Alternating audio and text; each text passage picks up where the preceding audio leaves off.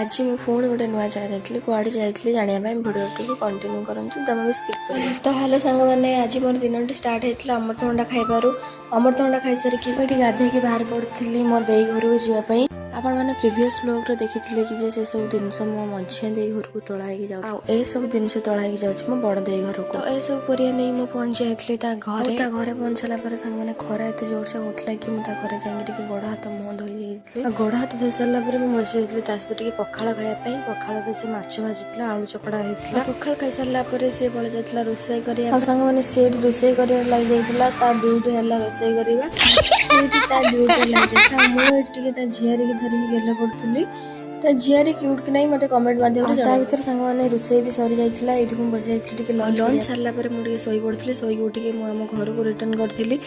ସେତେବେଳକୁ 4ଟା ବାଜିଯାଇଥିଲା। ମୁଁ ଆମ ଘରକୁ ଫେରିଥିଲି। ଆଜିର ମିନି ବ୍ଲଗ୍ଟି ସାଙ୍ଗମାନେ ଆପଣଙ୍କୁ କେମିତି ଲାଗିଲା କମେଣ୍ଟ ମାଧ୍ୟମରେ ନିହାତି